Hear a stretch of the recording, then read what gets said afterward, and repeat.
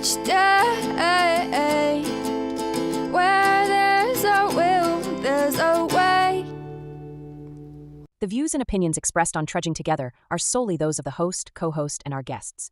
They do not necessarily reflect the views of any organization, fellowship, or other entity, and definitely not your boss, your neighbor, or that one guy in your home group.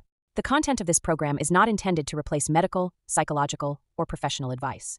If you're looking for that, please seek guidance from qualified professionals who spent way too many years in school. What you'll hear here is based on lived experience, recovery journeys, and the occasional bad coffee-fueled joke. Trudging Together is not affiliated with any 12-step fellowship. We are simply people sharing our stories and walking this path together, one day at a time. Thank you for joining us, and remember, recovery is serious business, but that doesn't mean we can't laugh along the way. Good morning. It's Thursday. It's Trudging. It's Trudging Thursday. I was looking up jokes and was not paying attention. That's why I don't get paid for this. Good morning. Happy Thursday.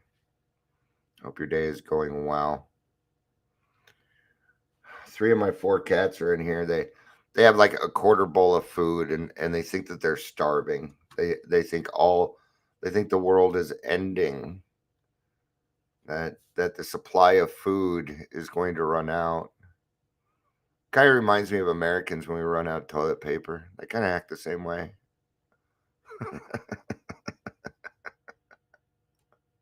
I need to wipe my butt. I need to wipe my butt. There's plenty of toilet paper go around everywhere. It's all right. It's all right. Quit using 50 squares for a wipe. All right. I used to work in which place was it? I'm trying to think of which one. Lookout Mountain School for Boys.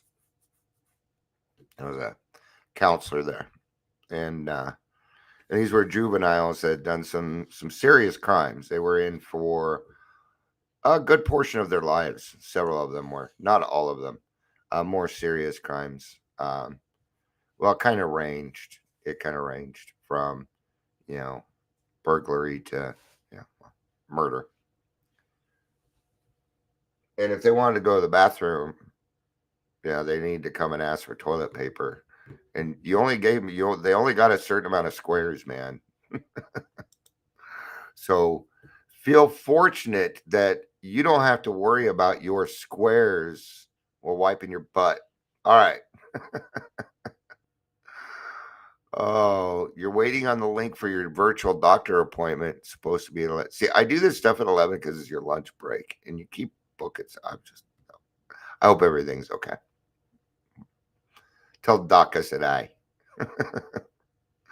Doctor, Doctor Detroit. I don't have anything to talk about at the beginning here. I guess I kind of did. We talked about toilet paper. So I have all 5 of the grandkids tomorrow evening. Well, I'm not. They'll be here, but I won't have them. They'll be here, though. Yeah. It's for the youngest birthday. He said he wanted to have a cousins-only party. That'd be all the grandkids for me. And they're all coming, so awesome. Yeah, we'll have a bouncy house tomorrow morning. Gonna blow that sucker up first thing. All right. Amber says they want my insurance money for me. Tell them the meds I've been on for years still work. God, our system is so messed up. All right, you know what time it is. Gotta be time for jokes. All right. Now this is called spiceworks.com. I don't know how clean these jokes are gonna be. Okay. God, my hair looks weird. All right. I'm letting my hair grow out for winter. All right. So I'm going to start this with, we'll see. All right.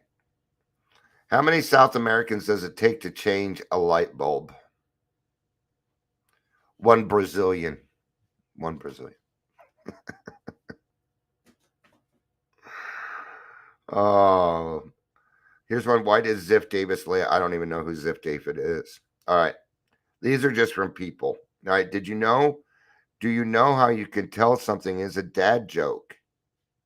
It's apparent. like a parent. The parent. Why did the banana go to the doctors? Because it wasn't peeling very well. Oh, that's not bad. Why don't some fish play piano? Because you can't tune a fish. One more. Why don't scientists trust atoms? Because they make everything up. If you don't know, everything's made up of atoms. All right. Which was created by God. Welcome to the Daily Trudge. I'm Dion. I'm starting to feel a little, I don't know, I appreciate it, man. My numbers are low. I ain't liking it. If you're here, please say hello, whether you're watching live or the rewatch. Yeah, my numbers are kind of sinking. Hey, that's just part of the process. We talked about that the other day. Doesn't mean I like it, though. All right. So I'm going to ask. I don't ask very much. Please share my stuff. Get my name around. There's people out there looking. Right? Not everything can be done by hashtag. So please share. All right. Humility for today. This is out of Language of the Heart, which is Grapevine Writings written by Bill W. This one was written in June of 1961. There can be no absolute humility for us humans. At best, we can only glimpse the meaning and splendor of such a perfect ideal. As the book Alcoholics Anonymous says, we are not saints. We claim spiritual progress rather than spiritual perfection. Only God Himself can manifest in the absolute. We human beings must needs live and grow in the domain of the relative. We seek humility for today. So the best we can really do is be seeking it. I'm gonna tell you, there's a lot of benefits to even just seeking it. A lot of people do not utilize humility. A lot of people. Right? It's one thing that I see missing out of the clinical version of sobriety of recovery is humility. Because humility is it's too close to God for them to really. And, how is a person going to talk about humility when they don't have much themselves, when they don't utilize it themselves? What is humility? It's understanding that it's about character building, but intentional character building. That's part of it. We're going, your living amends is humility, right? Where you're just trying to become a better person each day. That is that's absolutely humility. It's not absolute humility, which is how I made it sound, but it's not that. Right. So, therefore, our practical question is this: just what do we mean by humility for today, and how do we know when we have found it? These are great questions. Good morning, Michelle. It's good to see you. We scarcely need to be reminded that excessive guilt or rebellion leads to spiritual poverty. But it was a very long time before we knew we could go even more broke on spiritual pride. When we early AAs got our first glimmer of how spiritually prideful we could be, we coined the expression, "Don't try to get too damn good by Thursday." Yeah. Now, I might say something that might. Okay. What does that mean? It means don't get too big for your britches, right? You know, now this doesn't have to do with the program itself. Some people go through the program very quickly. That's not what they are going for there. That's not what they're saying. Okay. Oh, you finished the steps? You think you're well? No, you're not. You just started. It's a very mighty beginning. All right. I see it a lot with people and their children, especially adult children. They want their adult children back in their lives very quickly. I went through this. That's how I kind of noticed it. And I see it in other people. It's because you're trying to get well by Thursday, and it's not going to work. 20 years of drunkenness is not going to be completed by doing the 12 steps. It's going to take a lot. It's going to take a little bit longer than that. I'm not going to say a lot longer because I don't know how long it's going to take you. Okay. It was 8 years of sobriety before all my kids were back into my life. Now I'm sitting a little bit over 9 years, right? All my grandkids are showing up to it. See, my family has been healed, and it was humility that did the trick. Becoming a better person. It took me a long time. I had a lot of stuff to work on, a lot of stuff. I still have other things to work on. It's okay. I was just having this discussion with my kids because they do websites and they've been calling people, and they do security stuff, right? So that's kind of their niche. They're like, yeah. Sometimes I talk to these old men, and I say a new AI employee, and they're just he's saying they're closed minded. I'm 55 now. Um, and don't sit here and tell me I'm still young, because unless you're 55, you don't get it. Okay, so don't sit here. I'm a young grandpa, is what I am. I'll go for that. Okay, but I don't want to be a closed-minded old man. I don't want to be that person. Mm-mm. Right? That that old time admonition may look like another of those handy alibis that can excuse us from trying our very best. Well, I feel better, work better, having a better day. Guess I don't need to work at it. Sitting in our comfort. Now, serenity's fine. Sitting in our comfort is not fine. I'm glad you feel better today. What are you do about it? What action? Okay, God gave you that gift of feeling much better today. What are you going to do with it? Huh? Are you going to go do whatever the fuck you want because you feel better? Because tomorrow it ain't going to be the same if you do that. You want that to continue? Service work. Service work. Right. Yet a closer view realize just the contrary. This is our way of warning against pride blindness and the imaginary perfection that we do not possess. I see it all over in the recovery field. It's everywhere. And everybody that does that is an alcoholic. They're sober. Doctor's 5 minutes late, and I dislike they do this shit through WhatsApp. I'm sorry, Amber. At least it's getting done, right? Yeah. Yeah, change kind of sucks. I know. Everything's changed on me. Because the thing is, I have PTSD, so I haven't really been a part of the world for, a good 5 years, and the world changed. I went, I went to the concert for the first time in a long time, and I made the mistake of taking cash. They don't take cash anymore. Those little things, man. Yeah, the world has changed. It's weird, right? But we got to work with it. Got to work with it. So, this is just it goes the opposite. See, the problem is when an alcoholic feels better, they think they know everything, and they don't. Right? We used to, I mean, we don't say it much anymore because people are a little, they're like, oh, we gotta, no, if you see a friend who's got a big head, say something. Hey, your head ain't fitting through the door. You're getting too big for your britches. Need a little bit of humility. This is where humility comes in. Now you're feeling better. Take it, grab it, do it. All right, but do the right things with it. Do the right thing with it. Go help somebody else out. Double down. If God has given you a gift, you double down on it. Don't forget you owe. Every gift you get is a gift in advance. It's called the grace of God. Your gifts aren't earned.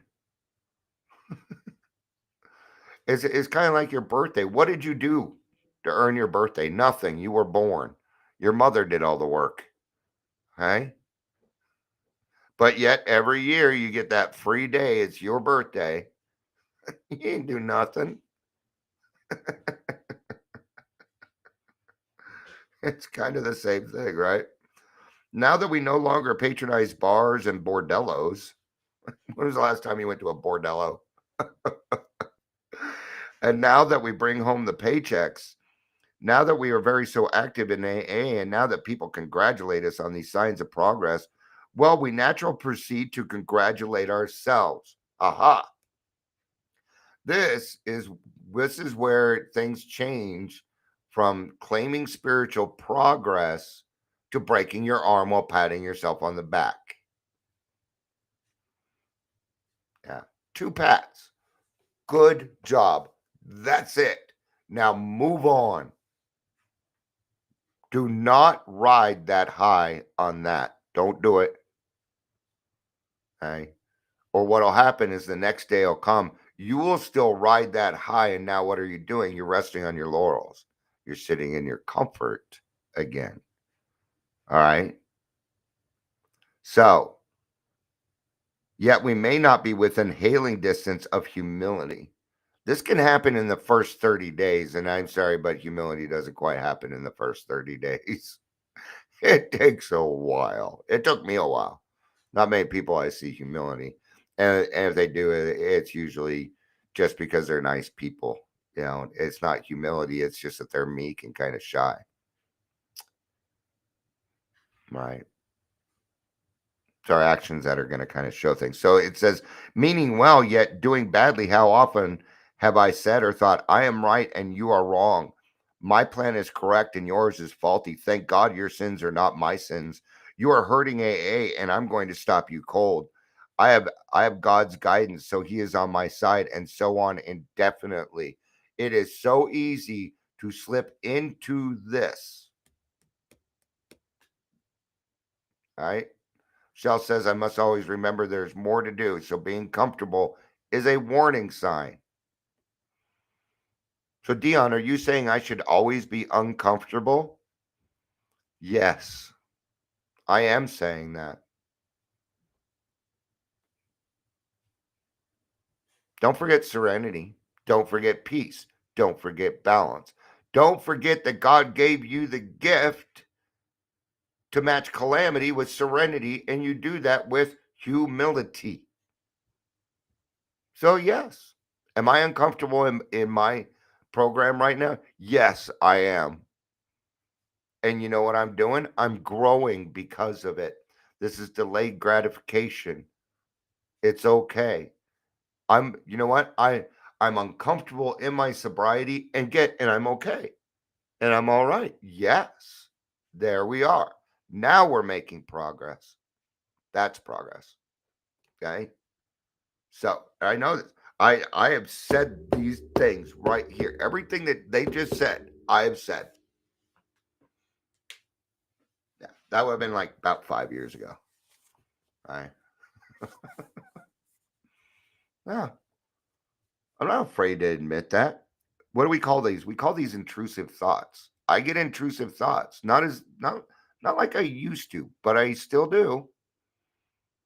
Yeah, that's why I don't usually go with my first thought. Yeah. That's where social media. That's where social media is dangerous for Dion. Actually, yeah, it's a reactive thing, and you're right there. Da, da, da, da. All right. Well, Amber, I was on the hold with the IRS for a total of 3.5 hours. So if you can beat that, beat it. Beat it. I dare you. It does suck being on hold. I hate it. All right. I have my doctors down. I'll check in. I go walking upstairs. They call my name. I hardly ever even have to sit down. Oh, just got a message from the token shop. Michelle, thank you for your order. Your shipment has been sent. There you go, 4 to 7 days. Woohoo! Sorry, and Michelle, I apologize about forgetting. I meant to do that this weekend. this last week, and I apologize for being late on it. I felt a little guilty about that. So, all right. The alarming thing about such pride blindness, and that's what it is. See, we can't see it. Yeah. See, when I was going through all of that, and some of you, my friend Lori pops in here every now and again. She's the one that kind of put an end to that for me. She said, Dion, you need to stop being the poster child of PTSD and you need to learn arenas. And she taught me that. And it worked very, very well. It worked very, very well. So thank you, Lori, for helping me with that. Okay. It's the reason why she could even do me wrong a little bit and I still wouldn't change how I feel. Because she fucking helped me big time just by being a friend. And because of that, if the phone rings and it's her, I pick it up. Yeah. I love you too, Michelle. And here's the thing, the alarming thing about such pride blindness is the ease with which it is justified. I'm an alcoholic. I can justify something in an instant. An instant. Instant justification. Just add Dion's thought process. My picture is that of a highway to humility, and my story is an allegory. On one side of my highway, I see a great bog. The highway's edges border a shallow marsh, which finally shelves down to that muddy morass of guilt and rebellion in which I have so often floundered. Self-destruction lies in wait out there, and I know this.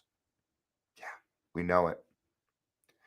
This part kind of reminds me of the Matrix, the first Matrix, when they finally get Neo and they're like, it's our way or the highway. So Neo's going to get out of the car and he opens the door and Trinity's like, Neo, look down that road. You've been there before. You know where it leads. And he got back in the car because it led to self-destruction. All right. There's a lot of stuff in the Matrix. A lot of stuff. Okay. And you guys know I like to combine my music and movies to all right. So it's the same. But the country on the other side of the road looks fine. I see inviting glades and beyond them great mountains. The countless trails leading into the pleasant land look safe. It will be easy, I think, to find one's way back. Are these the only two options? Which one are you going to pick? Which one are you going to pick? Huh. You're going to pick that easier, softer way, alcoholic. See, I think I might have got it backwards. He may even run into the bog here. Who knows? Who knows? Let's see what he has to say. Together with numbers of friends, I decide to take a brief detour. Aha. We pick our path and home and happily plunge along it. Elatingly, somebody soon says, maybe we'll find gold at the top of the mountain. Then, to our amazement, we do strike gold, not nuggets in the streams, but fully minted coins. The head of these coins each declared, this is pure gold, 24 carats. Surely we think this is the reward for our patient plodding back there in the everlasting brightness of the highway. Huh. So they went up the mountain and they struck gold. These are the shiny things. These are the shiny things that alcoholics will follow. Yeah. Being led. This is bad. This is a bad thing. So let's keep reading. Right? Because what I already kind of, and now I'm remembering this part, but I bet they start arguing over who gets the gold. What is this? It's the devil. It's the devil. We alcoholics always follow the bright, shiny things, the neon, the flashing lights, All right. So soon, though, We begin to notice words on the tails of our coins, and we have some strange forebodings. Some pieces carry rather attractive inscriptions. I am power. I am acclaim. I am wealth. I am righteousness, they say. But others seem very strange. For example, I am the master race. I am the benefactor. I am good causes. I am God. This is very puzzling. Nevertheless, we pocket them. But next comes the real shocker. They read, I'm pride. I'm revenge. I'm disunity. I'm chaos. Then we turn up a single coin, just one, which declares, I am the devil himself. Some of us are horrified and we cried, this is fool's gold and this is a fool's paradise. Let's clear out of here. Woo-wee. It's getting bad. All right, but many would not return with us. They said, let's stay here and sort over these damned coins. We'll pick only the ones that carry the lucky inscriptions. For instance, those that say power and glory and righteousnesses. You fellows are going to be sorry you didn't stick around. Not strangely, it was years before this part of our original company returned to the highway. Yeah. I seen it happen. It's happening right now. In recovery coaching, this is exactly what's happening. This would be a great description of kind of what's going on. All right. You'll be sorry. You'll be sorry you didn't stick around. Okay, recovery coach with a few months sobriety. Whatever you say. I will see you back on the broad highway. I will see you back there. All right. They told us the story of those who had sworn never to return. They said, this money is real gold and don't tell us any different. We're going to pile up all we can. Sure, we don't like those full mottos, but there's plenty of firewood here. But there's plenty of firewood here.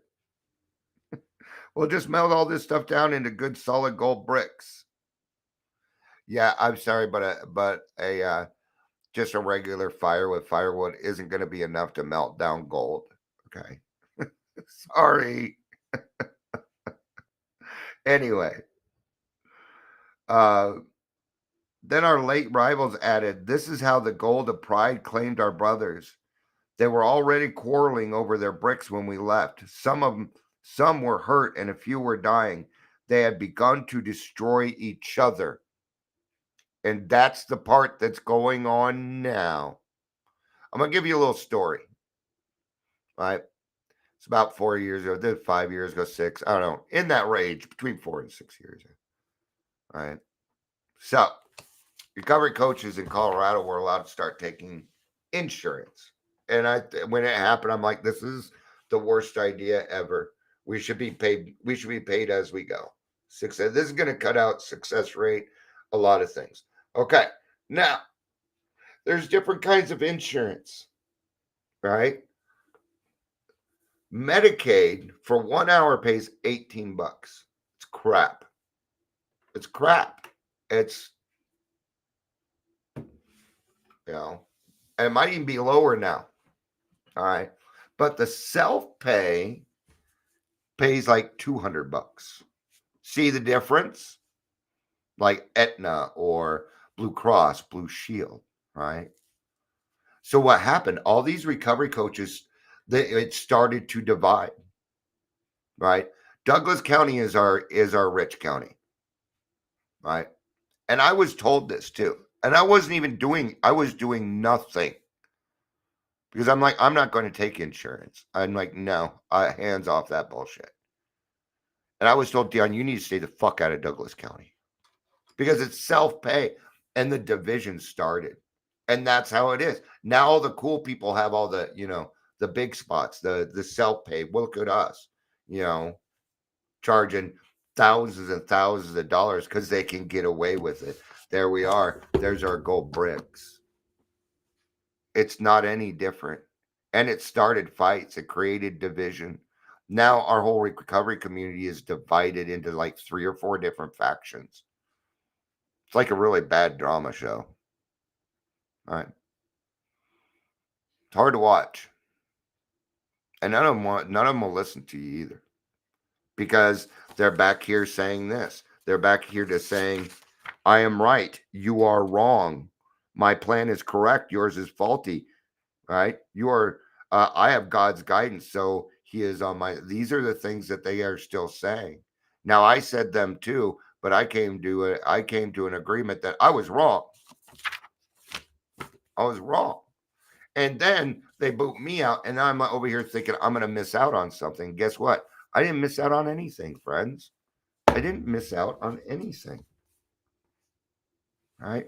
All right.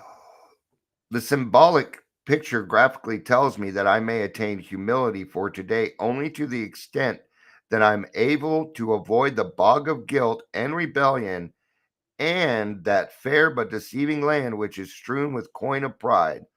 This is how I can find and stay on the road of humility, which lies in between. Therefore, a constant inventory which can reveal when I am off the road is always in order.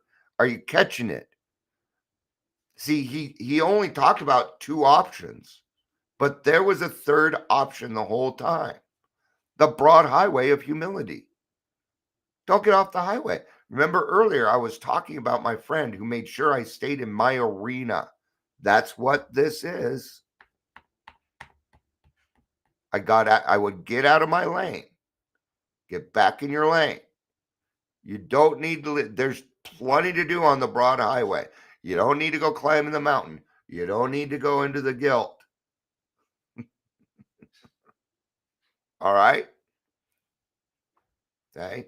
And this happens in meetings. We had newcomers, we get people, they just disappear, right? And you don't see them again. That is what happened to them. They found fool's gold.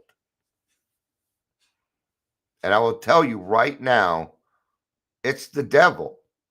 The devil does not want you sober. He does not want you being a better person. He does not want you helping God's children. He does not want any of that.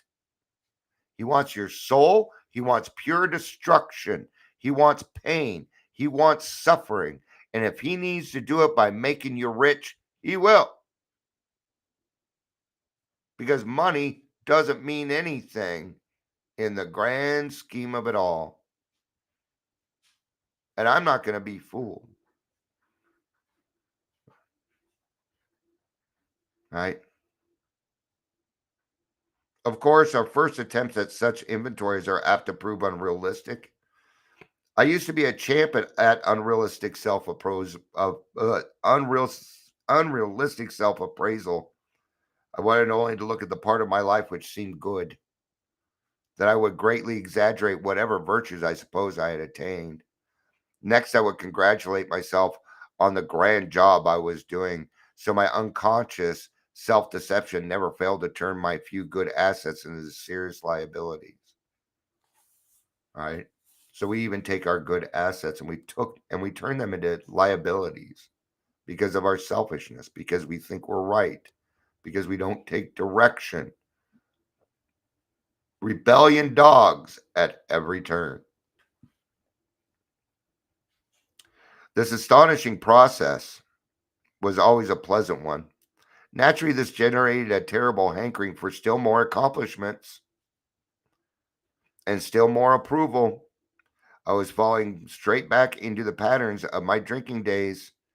Here were the same old goals, power, fame, and applause. Besides, I had the best alibi known, the spiritual alibi. Mm-hmm. The fact that I really did have a spiritual objective always made this utter nonsense seem perfectly right. I could tell a good coin from a bad one. It was spiritual gold bricking at its worst. I shall ever regret the damage I did to people around me. Indeed, I still tremble when I realize what I might have done to AA and its future. Now, he's talking about the beginning of AA. Yeah, a hard place to be in, man. Um, people run around there, they're wanting to be, they're wanting to be, head percent, and they want to be in the lead. They want until they find out what it actually entails, and then they don't want it because they're not going to get credit for things. Even I'm kind of going through that right now. Going through a little bit of problem with recognition. I don't feel like I'm recognized like I should be recognized. But the thing is, I am being recognized, but I'm not getting it the way that I want it. Do you see the problem? I do. It's just the truth. But once I have the truth, what can I do? I can work with it, which makes me right. Oh, there we are. Now I'm right. Does anybody need to know? No. No, they don't. Even though I just told you. Right? And I do that so that you know there's other people in this life that go through what you go through. That's why I bring this stuff up. Right? If you want to think bad of me, you can go for it. But I don't think a lot of people do. Right? But sometimes, in those days I wasn't much bothered about the areas of life in which I was still standing still.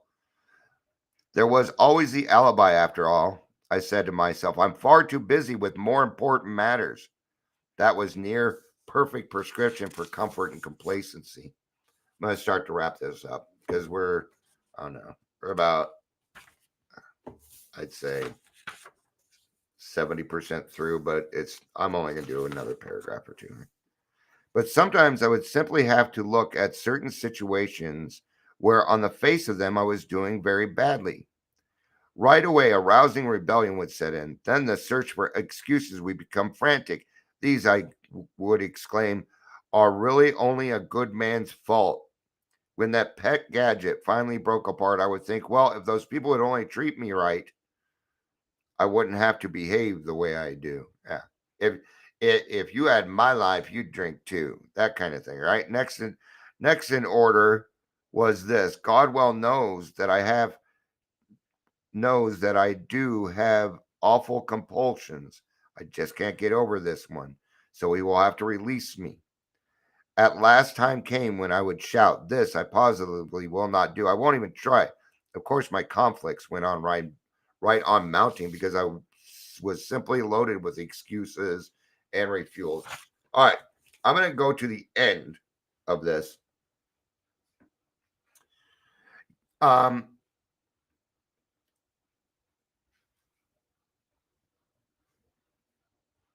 Today, I think I can trace a clear linkage between my guilt and my pride.